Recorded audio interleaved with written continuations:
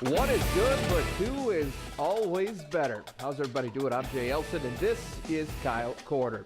Well, a week after scoring their first ever Missouri Valley Football Conference victory, the Coyotes look to take another step forward on Saturday against Indiana State.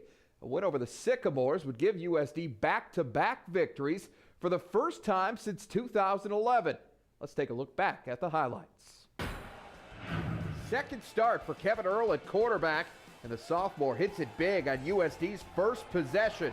He finds a streaking Tyler Wilhelm down the seam, 50 yards to the Sycamores' 18, and the Coyotes are in business. 3 snaps later, Trevor Bama gets in from 3 yards out. First career rushing touchdown for Bama, and the Yotes grab the early 7-0 lead. The visitors would respond on their ensuing possession. All-American running back Shakir Bell was questionable coming into this one with a foot injury, but he looked just fine as he helped the Sycamores get into USD territory. But the big play came through the air on 3rd and 9 for the Coyotes' 22.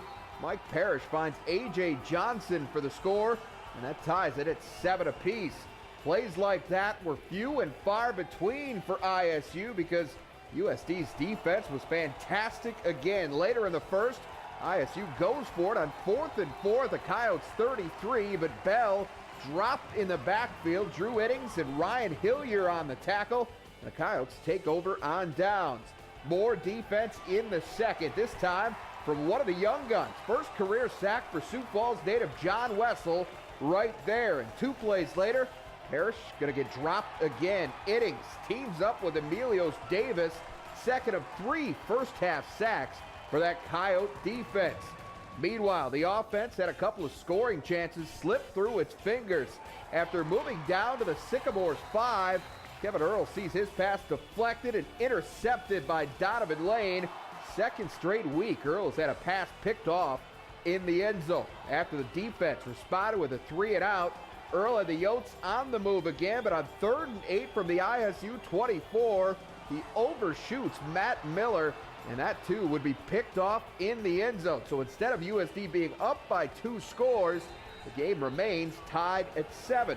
And it looked like that might come back to hurt the Coyotes. The defense got another stop after that turnover, but on the ensuing punt, Aaron Swift tries to field it off the bounds, and he can't hang on. Indiana State recovers at the USD 22, and they would cash it in 4 plays later. Robert Tanyan Jr. rolls right, connects with Logan Buss, got a 3-yard scoring strike, and the Sycamores take a 14-7 lead into the half. USD would cut into that lead early in the third. Bama goes off left tackle, rumbles 23 yards down to the Indiana State 28. That gave Bama his first career 100-yard game, and it set up this. Miles Bergner splits the sticks at a career-long 43-yard field goal to pull the Coyotes within 4 at 14-10. Meanwhile, that defense got a little extra energy from the return of Tyler Starr. He had to sit out the first half due to last week's targeting ejection, but he makes his presence known in a hurry. Starr chases down Tanyan for his 25th career sack, one of 7 second-half tackles for the Coyotes' standout senior. Fast forward to the 4th, USD still down 4. Earl with a huge 3rd down conversion to Cale Barkley. Needed 3, and he got 4 to keep the Coyotes' drive alive. And Bama caps it off 1 play later up the middle for his 2nd touchdown of the day. And USD back in front, 17-14. The Sycamores wouldn't go down without a fight, though. ISU eventually got it down to the USD 34, but after an incomplete pass on 3rd down, they go for it on 4th and 4. Tanyan going to try and get it with his feet, but Jet Moreland forces him out short of the sticks. Another huge play from a true freshman. Coyotes take over on downs, and they never give it back. Bama helps salt it away with a couple of first down carries. He finished with a career best 145 yards and 2 touchdowns. And the Coyotes make it back-to-back wins for the first time since 2011, and they do it by the same score as last week. 17-14 is your final. Earl now 2-0 as a starter, finished 15 of 25 for 165 yards and those 2 picks. But it was the defense that stole the show once again. The Coyotes held the Sycamores to 198 yards of total offense with just 82 coming through the air. The morale is high right now. You know, we all are on a winning streak. You know, coming to practice, we practice hard now. Just the whole mentality changes when you're winning. It's about being able to trust your teammates and having your back. You know, I got a good jump on that pass rush. Turned the corner a little too early, and the quarterback got outside, and Jet made a heads-up play and came down fast and hard, and forced that quarterback short of the first down. You know, that's a great play by a freshman. Our confidence is really high. We're finally becoming the team we should be, and we're all starting to realize that we're all starting to come tighter as a team, and we're just getting ready to go and just get this road win. 2 in a row is huge. We'll take wins any way we can get them. So, I mean, every game we play in this conference, we know it's probably going to be a slugfest. So we're going to have to take some punches. We're going to have to dish some punches out. All right, let's take a look at the latest Valley standings. NDSU and Youngstown State are tied at the top with 3-0 marks, followed by USD and Southern Illinois, each at 2-1. 4 teams, including South Dakota State, stand 1-2 in league play, while UNI and Indiana State are each still searching for their first Valley win. All right, plenty more to come on the Coyotes' win over Indiana State. The head coach will join us in a bit. But first, Midco SN analyst Andre Fields stops by to discuss Saturday's storylines. That's next on Coyote Quarter. And welcome back. Well, now that we've seen how things played out on Saturday, it's time to dig a little deeper into Saturday's win over Indiana State. And for that, we bring in Midco SN analyst Andre Fields to talk about Saturday's storylines. Have to start with the fact the Coyotes did get somewhat fortunate on Saturday, overcame some mistakes, particularly in the turnover department. USD gave it away 4 times on the day. 3 of those turned out to be at least somewhat costly and really turned what could have been a 20-point win into a nail biter. Yeah, and I'm sure that's what Coach Bashana is telling his offense right now. Fellas, we didn't have to grind this thing out. If we can execute in the red zone where it counts, where you get the points. Now, whether that's play calling or just play execution, maybe getting a little bit tight in there, they're going to have to figure that out, but you can't let that many points go. 3 of those turnovers fell on the offense, 2 interceptions in the end zone, a fumble at the start of the third quarter.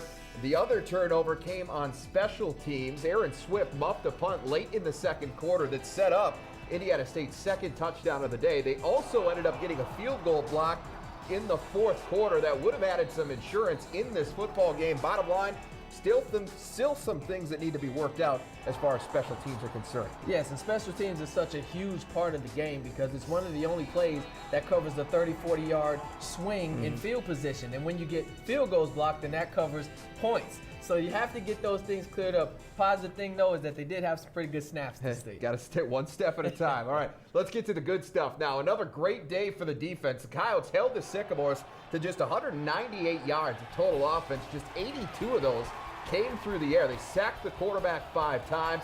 Also got a couple of key 4th down stops in this game. They just keep on raising the bar. Coach Petrino does a great job. All the position coaches, fundamentals, and just assignment sound, you know, gap sound goes back to the basics.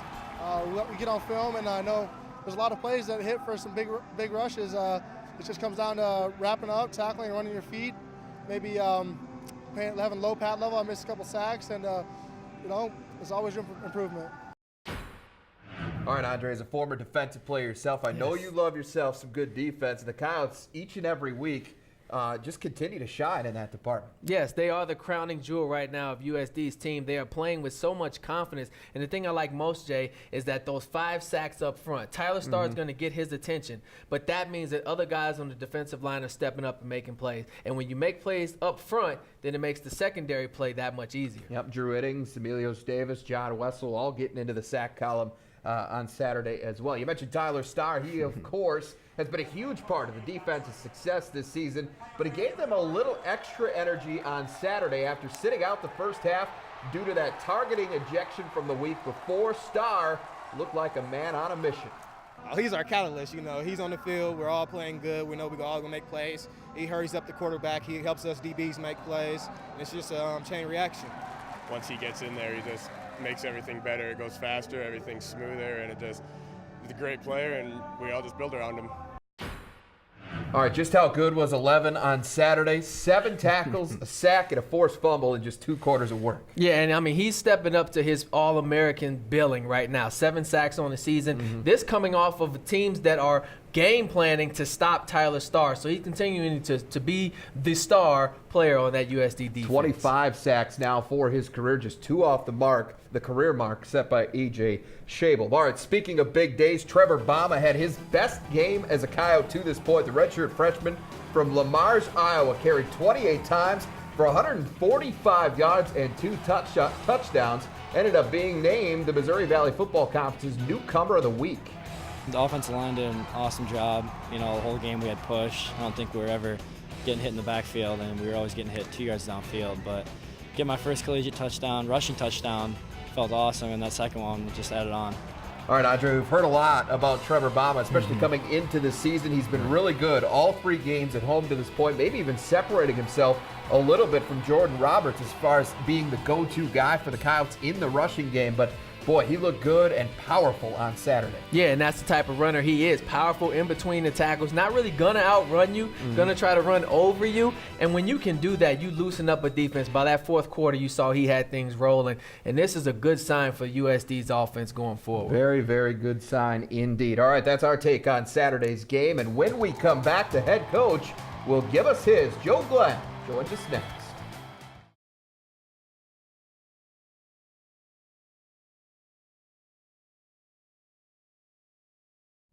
And welcome back to Coyote Corner. Jay Elsen joined now by head coach of the Coyotes, Joe Glenn. And Joe, 2 straight in the Missouri Valley Football Conference. Took a while to get that first one, but back-to-back weeks, you go home victorious. Well, it's great to be in the Dome, play at home. Kids responded really well to the crowd, and it was a fun game because it was close all the way. And then when the fourth quarter came, we got some mo again and found a way to win it. All right, let's take a look at how this thing played out on Saturday. And the offense, like it did in the first drive against Missouri State last week, moved it right down the field on their opening possession of the game. Big plays were a big part of the drive. And just after he missed Terrence Terry on a deep ball, Kevin Earl comes right back, hits Tyler Wilhelm with a beautiful pass over the shoulder for 50 yards. And that sets up Trevor Bama for a 3-yard touchdown, his first career on the ground.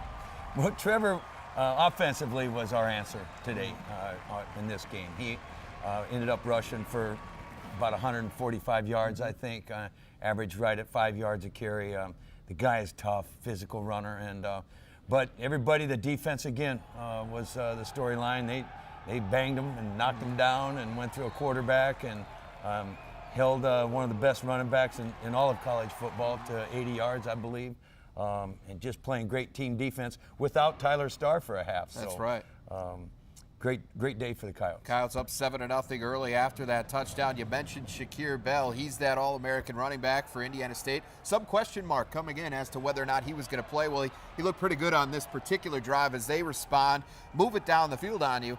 Mike Parrish hits A.J. Johnson on a 3rd and 9 at your 22 for a 22-yard touchdown to make it 7-7. The thing that hurt you here, 2 personal foul penalties, gave him 30 yards. Yeah, that's they weren't really obvious either. I didn't see either one of them, but I'm sure they throw those flags for a reason. All right, so it's 7-7 at that point, and you mentioned without Tyler Starr, the defense, that was a question mark for a lot of people on the outside at least coming in. How was this defense going to respond to 11 being on the sideline? Well, turned out they were pretty good. Well, you know what? Coach Petrino, Jason Petrino, and his whole staff on the defensive side, they play a lot of guys, and they spell everybody at some time or another. They got guys running in and running out, and with the speed of offenses anymore, it's become very vogue in football. But Hillier went in, played a great game. Justice Moreland, great game. We got some young linebackers in there. Mertlick, Colin Mertlick, had some really good plays. But we got in position at halftime to make a run at him. We got Tyler Starr back, and he raised Kane the whole second half, and we're able to nail it down. Certainly weren't going to hurt you. Certainly getting 11 back in the lineup. And you mentioned some of those young guys. John Wessel had his first career sack as well in that first half. Well, you guys offensively were on the move all day long, really. And you were early in the second quarter, move it down inside the 5. And then Kevin has a pass picked off in the end zone. Ball got deflected. And then the next possession overshoots Matt Miller and gets picked off in the end zone. Back-to-back possessions where you're thinking maybe we get points, instead we get nothing. I think what happened, Kevin's still feeling his way. at quarterback, but he overthrew a couple passes that were double moves downfield, and I think he kind of turned himself back a little bit and tried to touch a couple short passes down around the end zone. You can't do different throws altogether, and he gathered himself in the second half.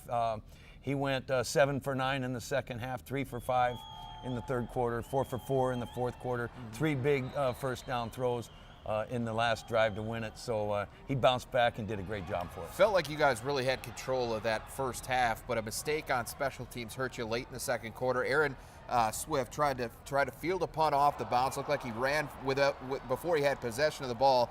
Indiana State able to recover that at your 22, and 4 plays later they take it in for a touchdown. End up going into the half up 4 points on you. Yeah, well, we've struggled in the kicking game. We've got some parts fixed up. We're like that little guy at the dam, though. He's got too many fingers, and we got to get everything rolling in one game. And if we put one game together, we'll click. But yeah, in catching punts, we were letting them bounce, and you can't do that. You got to catch it. And in the second half, you'll see we caught a couple, returned them, set up the winning touchdown. So that's right. We're good. This is a process here. It's 14-10 in the third quarter after Miles Bergner career-long 43-yard field goal. We talked about Tyler Starr, and he made a return, and he made his presence known immediately. Picks up a sack, his 25th career. Ended up with 7 tackles in just one half of football. Guy's a beast. He really is. He loves the game, plays it with a flair, and he's fun to watch. There's not much you can do with him. When he goes against us, it's ridiculous. We got tough guys too. This guy is a real good football player, and keep your eyes. It's fun to watch one guy on a play. He's always funny. He's working every play. Well, the biggest drive offensively came at the end of the third, early into the fourth quarter. You guys move it down into the red zone. Big third down conversion as Kevin Earl avoids a sack, ends up hitting Cale Barkley to keep the drive alive. Trevor Bama then takes it in for a second touchdown. You guys had the lead at 17-14. I got to tell you what a great play that was by Kevin. He came out naked on a boot type play, and they blitzed off the edge, and the guy, he turned, going to his left. The guy was right in his face. He had the presence of mind, get his body turned around and get the throw off. Cale caught it, got hit. We have first down by about that much. So big play by 2 sophomores there. And Bama gets into the end zone, 17-14, his second touchdown of the day. And then the defense, appropriate. They come up big again late. Indiana State got a little momentum, started to move it down the field, got a fourth down conversion on you. But they're 4th and 4 at your 34. And then Robert Tanyan Jr. tries to scramble for a first down, and one of those true freshmen, Jet Moreland, who had a personal foul earlier in the day, more than makes up for it. He forces him out short of the 6. You guys take over on down. He's a terrific athlete. He can run. He's tall and lean, a smart kid, and you'll hear a lot more of Jet Moreland. I know you will. So that really helped put it away. Trevor Bama salts it away with a couple of first down carries on the ensuing possession. You guys go into victory formation here at the Dakota Dome for the second straight week and hold on to win it by that same score as it was against Missouri State, 17-14. The final improved to 3-3 on the season and 2-1 in the Missouri Valley Football Conference. All right, thanks a lot to you, Joe. We'll see you back here again next week. Stay tuned. When we come back, a little preview of this week's contest with Northern Iowa with the voice of the Panthers. That's next. And welcome back. Well, after 2 straight wins at home, the Coyotes will get back on the road this weekend against 13th ranked Northern Iowa. And for more on them, we bring in the voice of the Panthers, Gary Ryman. Gary, after a 4-0 start, UNI has now lost 2 straight to open conference play. Panthers, of course, took North Dakota State to the wire in Fargo, but came up short, then suffered that tough homecoming loss to Southern Illinois in overtime. Talk about the last couple of weeks. I think the biggest problem is that this football team let one loss turn into 2. I just think that the disappointing way they lost at North Dakota State when they were up 23-10, 3 minutes to go in the third quarter, really seemed to have the game under control, at least on the scoreboard, and then to give up the 2 fourth quarter touchdowns and be unable to get into field goal range late and have a chance to pull off that big upset. That just lingered, and the team, I think, let it affect it way too far into last week's prep for Southern Illinois. And tough as this league is, it never gets any easier week to week, and now they got to find a way to right the ship and try and get back in the winning track. On an individual level, David Johnson off to a really strong start despite getting shut down last week against the Salukis. How important is he to the Panthers' attack? Well, I tell you, when we played at Iowa State, Jay, he was the best player on the field. He ran for 142 yards at North Dakota State, and I think everybody knows how tough the Bison's rush defense is. So David's a heck of a talent, very, excellent running back. He can make guys miss. He can break tackles. He'll run over people if he has to. He's an excellent receiver when they throw the football his way. So he's key to this football team. And finally, what about USD concerns the Panthers coming into this one? South Dakota's coming in really feeling good about themselves. I know defensively they're just playing lights out. Our coaching staff really impressed with how well the South Dakota defense is performing and doing some nice things on offense too. So I'm really impressed with the way South Dakota's got it going now after just their second year in the league, and to be sitting 2-1. It's definitely a formidable opponent coming into our house again on Saturday. All right, that again, Gary Rima from the Panther Sports Radio Network. All right, stay tuned. Joe Glenn will be back to give us his thoughts on Saturday's trip to Northern Iowa right after this. Carrying momentum has been a huge part of the Coyotes' success over the past couple of weeks, and the goal now is to keep it rolling on the road. But if USD is going to put an end to their 18-game road losing streak, Joe Glenn says they'll have to find a way to clear those mental hurdles. And we have to be a mature football team to travel and have the presence of mind to focus on the here and now and get into it and realize, like they do in Hoosiers, the basket's 10 feet tall, the free throw line's 15 feet. The field is the same size here in the Dome as it is at anybody's field we play on. And we got to focus on us and playing that game just like we're here in the Dome. USD at 13th ranked UNI will square off Saturday afternoon in a game that will feature two of the top three defenses in the Missouri Valley Football Conference. We will be there, and we'll be back here to break it all down for you next Tuesday night on another episode of Coyote Quarter.